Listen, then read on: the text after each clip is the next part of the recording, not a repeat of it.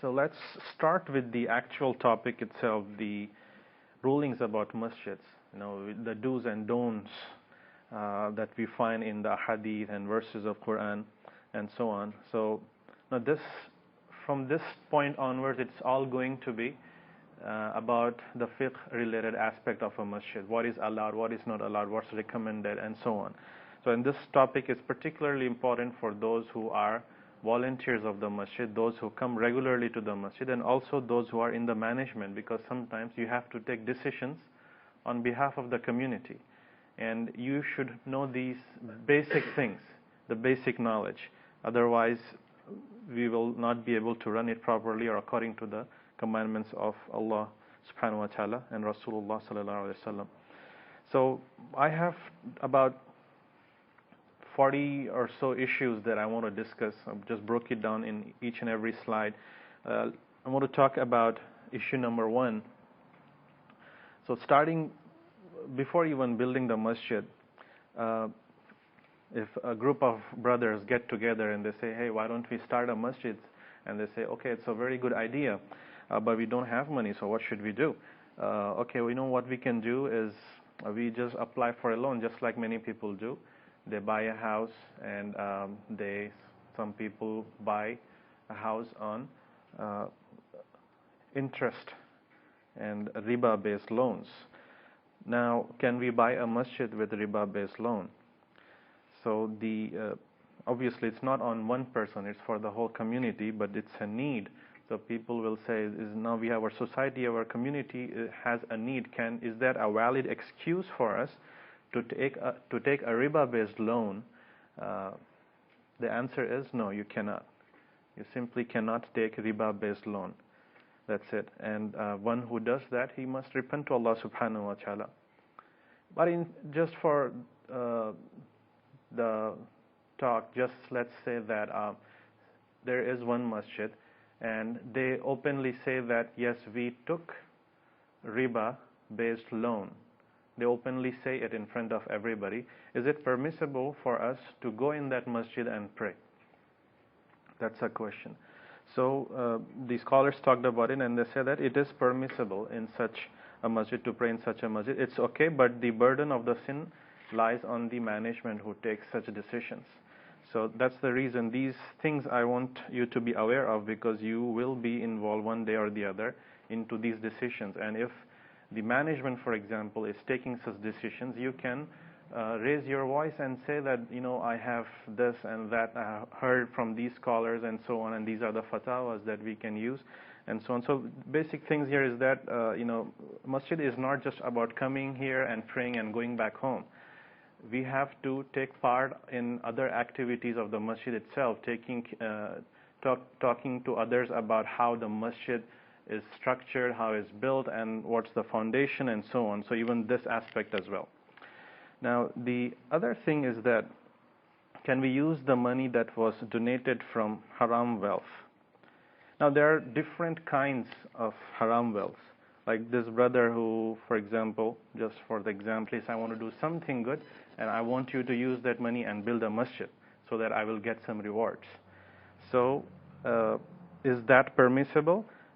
Can we take that money? The answer is absolutely not. So if the basic rule here is that if the wealth was taken wrongfully, unlawful means, then there's no way masjid can accept that money. You have to return it to the rightful owners. If you come to know about it, you should ask the brother, or you yourself should return the money to the rightful owners. And the other part of it is that, imagine like a brother who went to, for example, Las Vegas, and he did gamble, and he earned a lot of money from that gambling, and he comes back and he says, brothers approach him and say, oh brother, gambling is haram, you should not be using this money. So he realizes his mistake. So the brothers suggest him that you should donate the money, you shouldn't use it for yourself. Now, can this brother donate all his gambled money, earned money from gambling, to the masjid? And as a masjid volunteer or as the masjid management, can you accept such money? So there are a lot of fatwas about it. like Shaykh al-Islam Ibn Taymiyyah rahmatullah alayhi, Imam al-Ghazali, and Shaykh Ibn Uthaymin rahmatullah alayhi, they said that if the money is earned in a haram way, if a person donates this in charity to the masjid, the person will not get any reward for it. Okay, he will not get any reward for it. However, it is permissible for the masjid to use the money. And basically, when somebody gives a gift or a sadaqah, so there is a financial transaction involved here. So it's a gift is a form of financial transactions, and whenever a transaction is involved, the nature of money changes. So it was a gambled money, and now it's a gifted money. So now because of this switch, the nature of money has changed, and that's why it becomes permissible for a person to take that money. Now, same thing if I run a grocery store, and my customer comes to me and says, this is $100 that I won from lottery, take this money and give me some groceries. Can we accept that money? Yeah, well, we don't really care where he gets that money. Now, because of that financial transaction, the nature of money has changed. Similarly, that's non-financial transaction is form of gift or sadaqah, the nature changes and it is acceptable.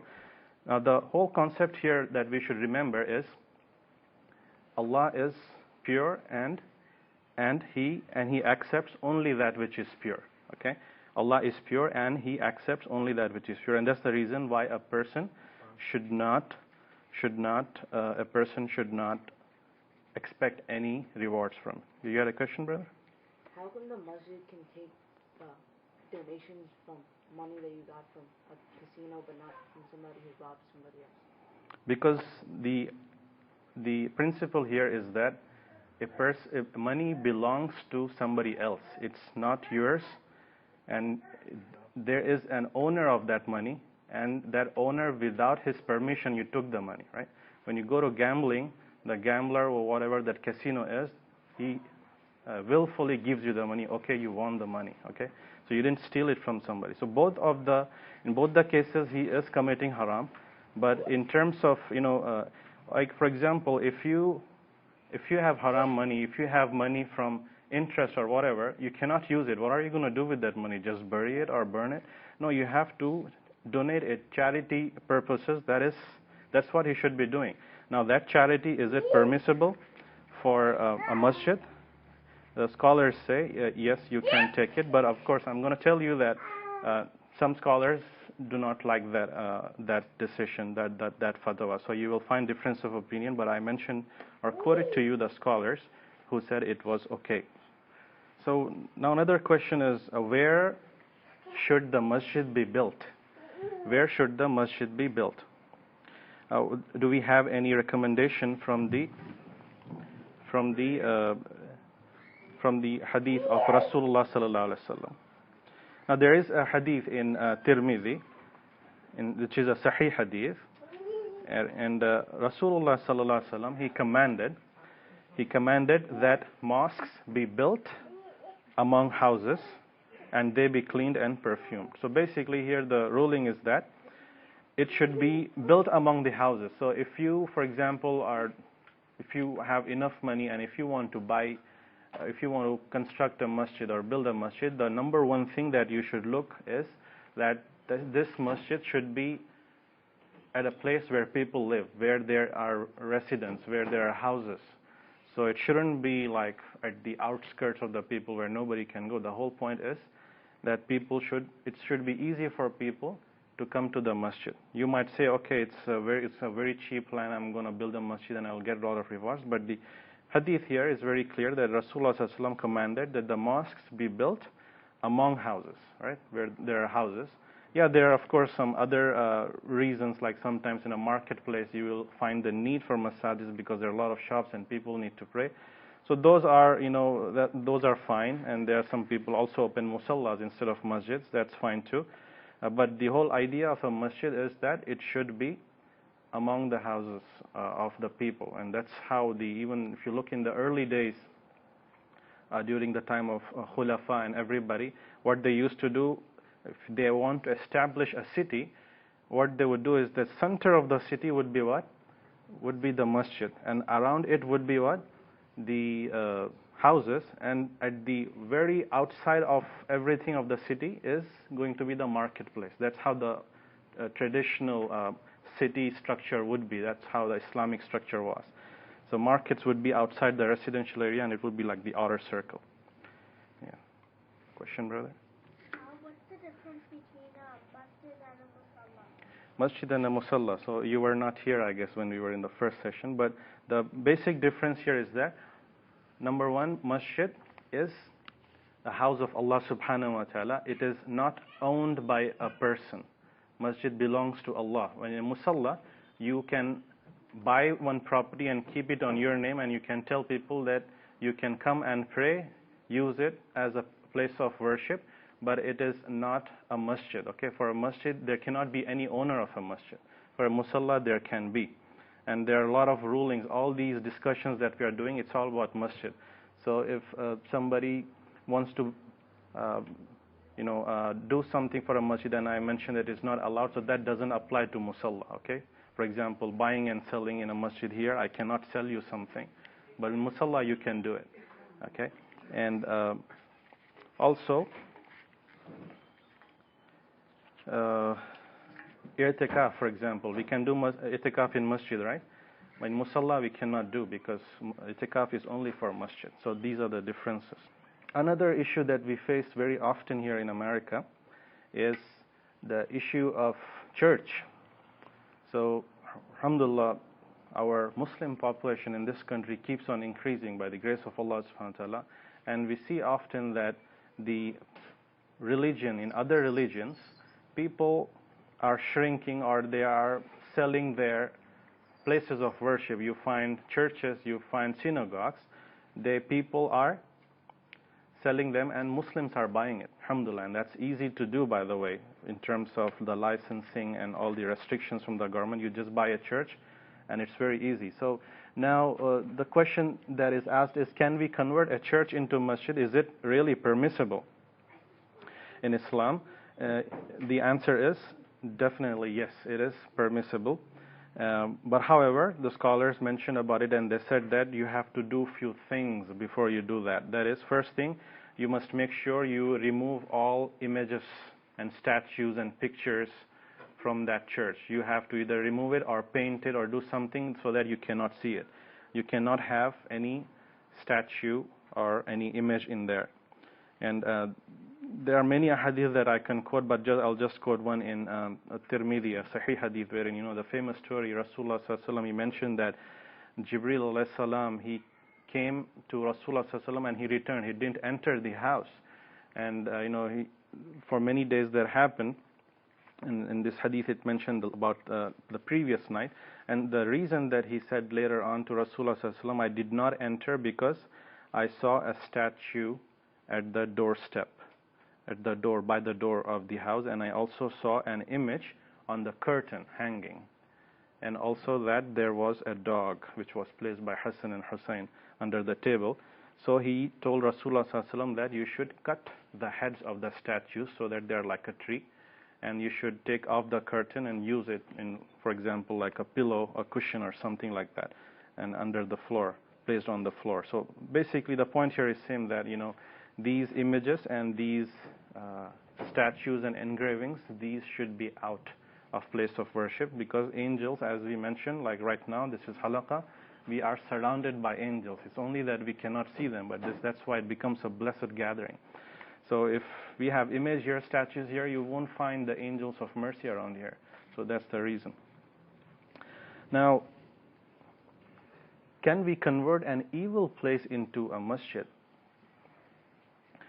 So you see a nightclub or a bar or a place where they were selling alcohol and they were out of business, and they are, for example, maybe selling very, very cheap. And we as Muslim community, we probably don't have millions of dollars or thousands of dollars. We just have few money, and a community really needs masjid. Can we buy such a place? They are going out of business. The scholars discussed about it, and they said that it is permissible to buy such a place. And some people would say, oh, why? How do you say it's permissible? Don't you know that it was such a bad place. How can you say it is permissible? So the scholars mentioned that, what was bad was the action that was taking place inside that place, right? The place itself doesn't go bad, right? The place itself doesn't go bad. It's everything is it belongs to Allah subhanahu wa ta'ala, okay? Location itself is not bad. It's the action that is done in that place that makes that action bad, all right? So another related issue is, can we rent a church? Alhamdulillah, our community is growing, and sometimes to accommodate all people, everybody, we do not have enough space in the masjid, so we need another space, for example, in Eid time or some event or some function. Is it permissible to rent a church? The scholars also discussed about it, and they said that this should be the last resort. If you tried all options, nothing is working out, you're not getting any room, any university place, you're not getting any fire station place to rent or anything. There are a lot of places, a lot of stores that people give for renting.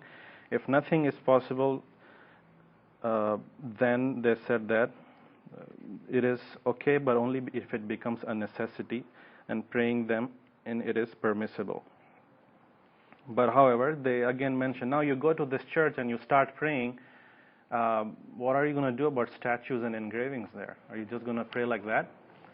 The scholars mentioned that if it is in the direction of Qibla, you have to do something. You just can't pray like that. You have to cover it with something, or hide it or conceal it somehow. But you definitely should not be praying that way if it's in the direction of Qibla. Can a masjid have women's section? Is it recommended? Is it okay? Or what's the ruling? Do we have any evidences from Qur'an and Sunnah? Now, definitely, obviously, we have sisters here and we have a women's section. It is definitely permitted. And if it is permitted, how should their where should their location be? So the best thing is that the women's section should be behind the men's section. That's how during the time of Rasulullah sallallahu alaihi wasallam was. Women used to come to the masjid and they had their section at the back of the men's section. Okay, and this is really recommended, especially in this country, that women should come to the masajid and learn Islamic knowledge, and that's the best place to learn Islamic knowledge. And however, there are a few things, especially if you're in the management or if you want to be in the management, you should know that a section of the women is not an isolated place. Okay, so many scholars were saying that women should be able to see the imam. That's the best thing. They can see the imam. That's the best thing. Or the very least, they should be able to hear the imam with some instrument like loudspeaker or something like that. If they are completely disconnected, then there's a problem. So that section is not properly created.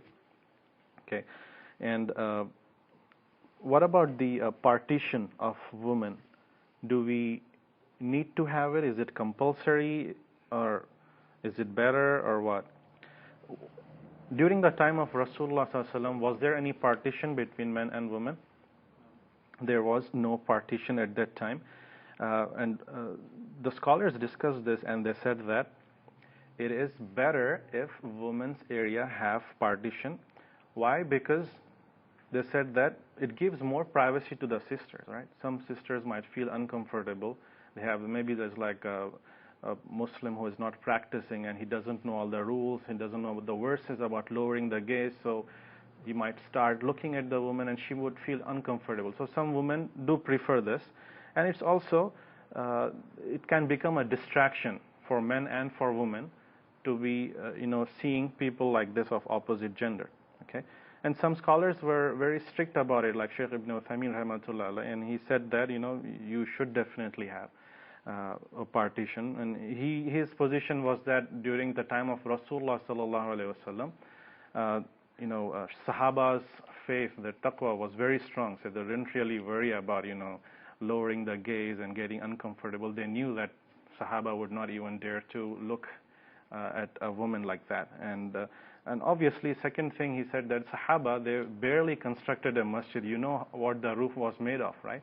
during the time of Rasulullah. So creating all this partition and everything would add a lot of difficulty for them in terms of finances. So they just did not have partition. But it's overall, it's something better to have.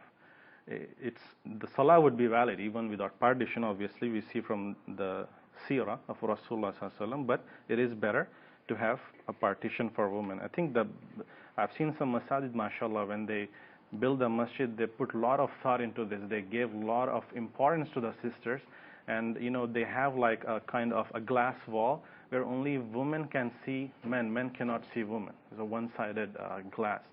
So these are the things that you should keep in mind, especially if you're establishing a masjid. Don't be like so focused that, okay, masjid is only for men, we'll just give some, a small room and dump all the sisters there. No, we give a lot of importance. We should give a lot of importance to sisters.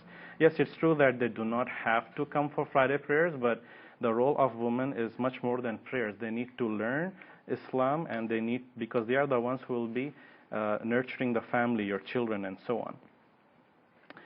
And also, can a masjid be used as a multi-purpose center? Is it okay to use a masjid as a multi-purpose center? Like most of the masajids, they are calling themselves Islamic Center. Right? So it's more than a masjid, more than a place of worship. Is it okay to do that? For example, can you have like a basketball court? Can you have like a shop in there for selling books or something, and things like that? So if we look at the seerah of Rasulullah sallallahu alaihi wasallam, that Masjid al-Nabawi, that was not just a masjid. It was much more than that. It was a place where Rasulullah sallallahu alaihi wasallam would conduct the halaqa, right? The Islamic knowledge. He would give sermons. He would teach people, just like we are establishing the halaqa here. There would be a lot of halaqas during his time, and also it was a community center. It was also used like a court.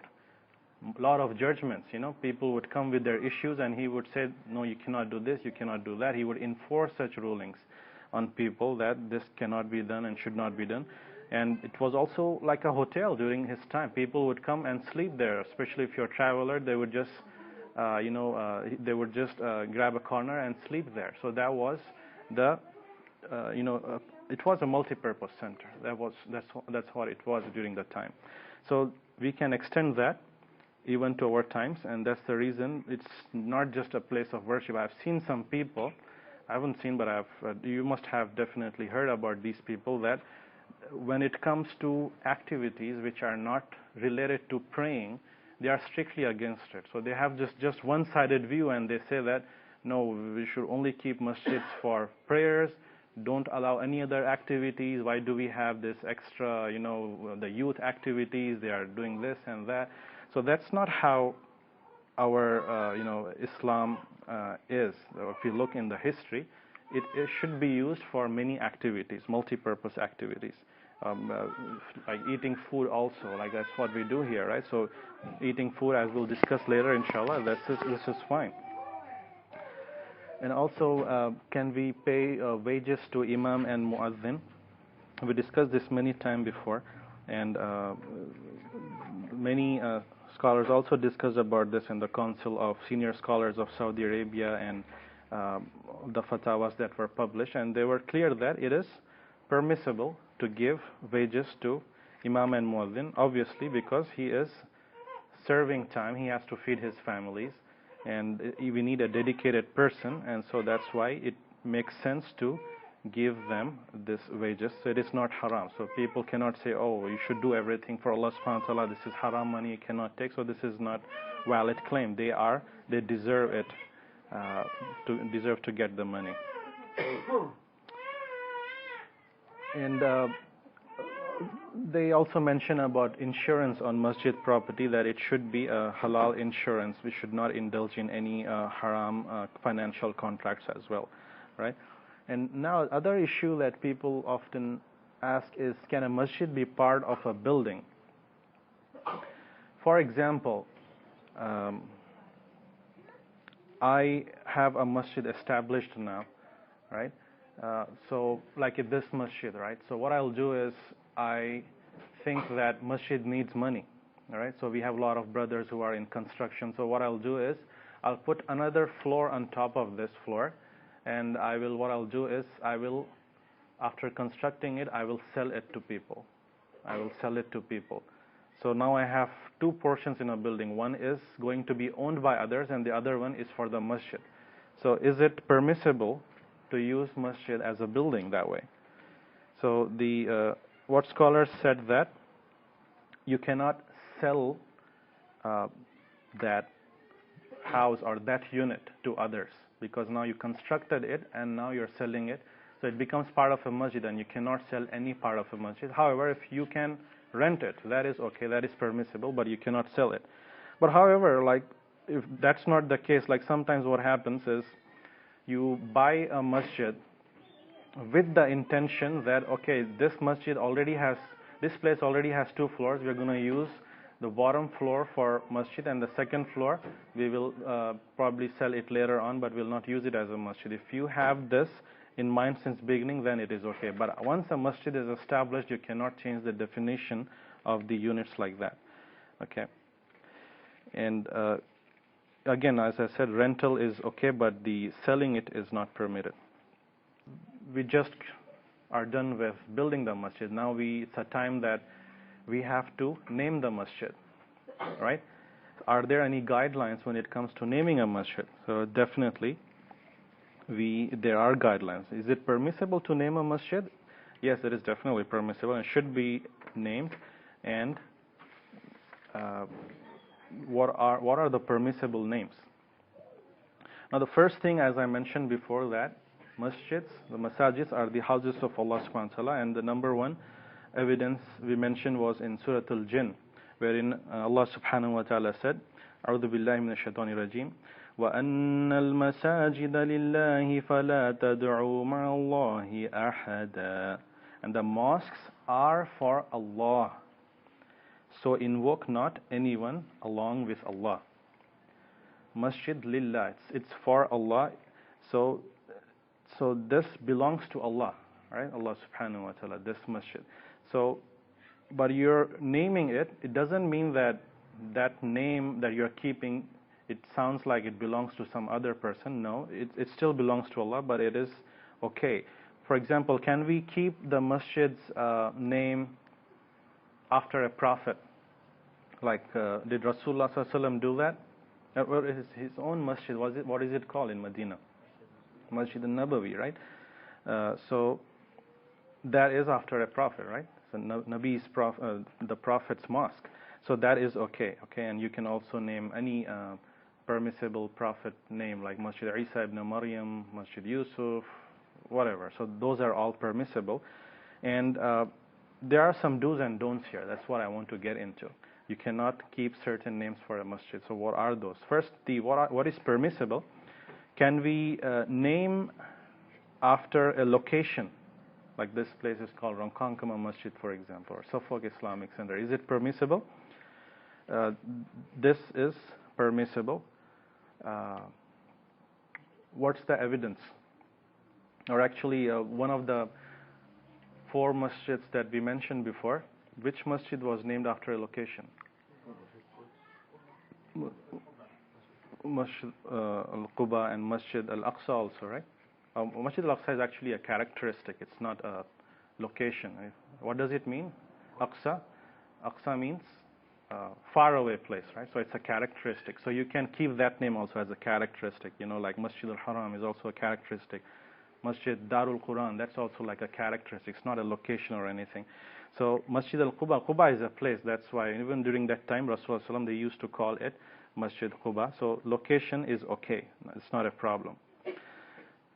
Can we name after those who pray in it, like the people of Ronkonkoma, Suffolk Islamic Center, or the people, after a neighborhood or anything like that? This is all okay.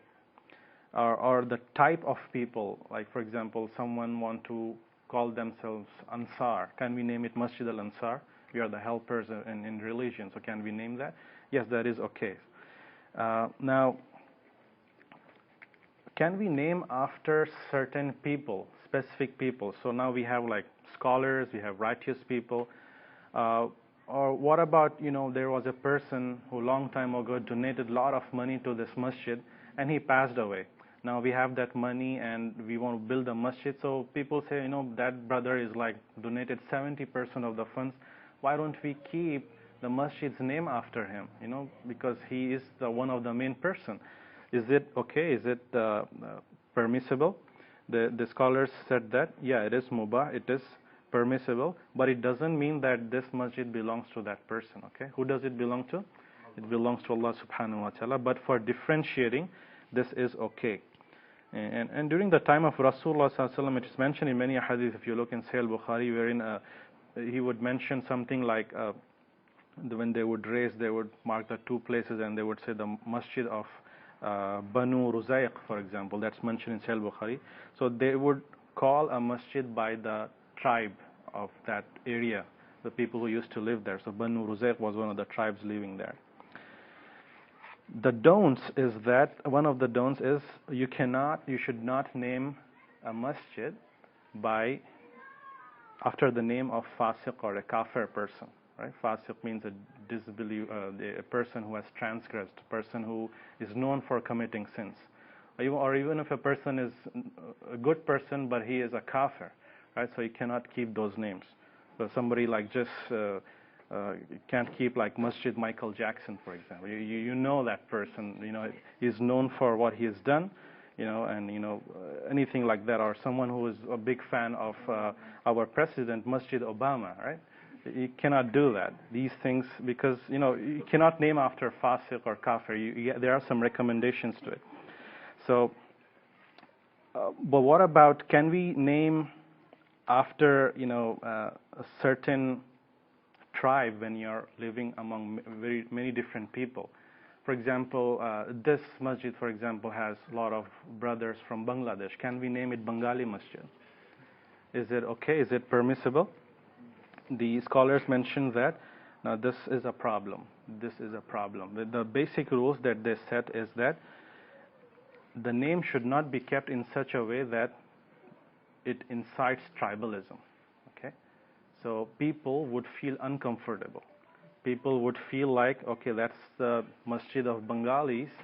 I am not a Bengali, so he would not feel okay. So he would feel like a second-class citizen in that masjid, okay?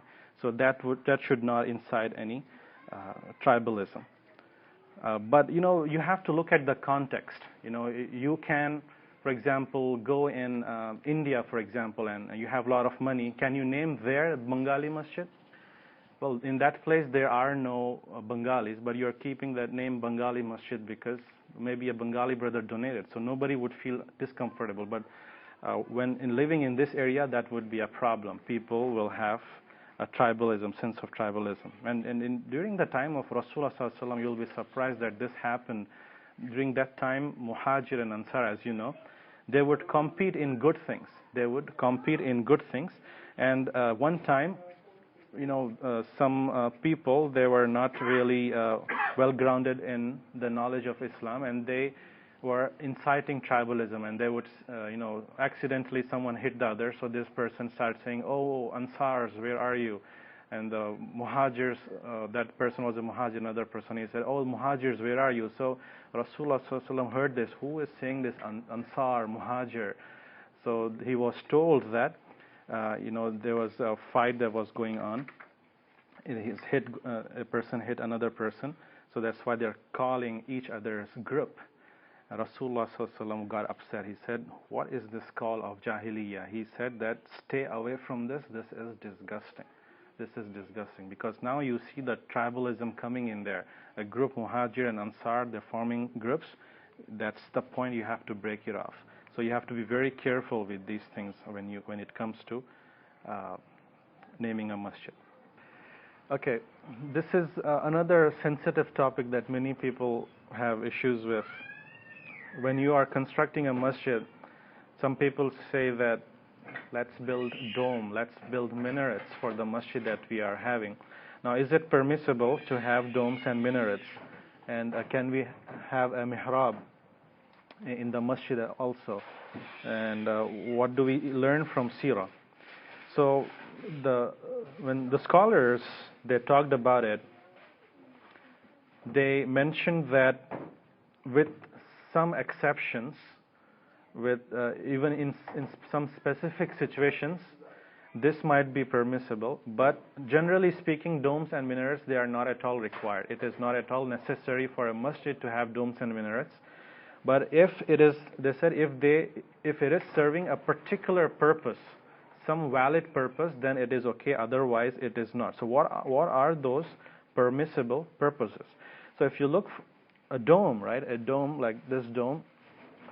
Generally, people want to build dome. The number one reason why they build dome is because it lets the light come in and the air comes in. It's like a structure that can help you with that light and air. So that is a possible reason that they said. And minarets, they said that minarets, these were historically used for giving adhan. People would just go over the minaret and entire city would be able to hear after climbing over the minarets, okay? And also, it's a recognition of the masjid. People from far away who will be traveling, they would see it's a minaret and they would know that this is a place of worship. This is a masjid, and so we can go there and pray. So that's the only possible exceptions that they give. They said that it is not something that is, should be used for decoration or for, you cannot like make it very extravagant, very expensive. That is not permissible. During the time of Rasulullah sallallahu alaihi wasallam, was there any dome or was there any minarets? No, there was no. What about during the time of Khulafa? There was no domes and minarets in Masjid al-Nabawi also. And I'm going to discuss this issue in more detail. Why do we have right now in Masjid al-Nabawi the domes and minarets, and why don't we remove it, or what's the purpose of it, and so on. This is a very sensitive topic actually. I think I wanted to go into more detail, but we don't have much time. But generally speaking, you shouldn't be using domes and minarets for decoration or for, as just like a style for a masjid, okay? There has to be some specific purpose to it. And another thing is the mihrab, like this mihrab, right? This mihrab is a place, for example, our masjid has a mihrab. Mihrab is a place where the imam stands and prays, offers his salah, and he leads the prayer, and also a place probably where he gives the khutbah from. Is it permissible to have mihrab like that?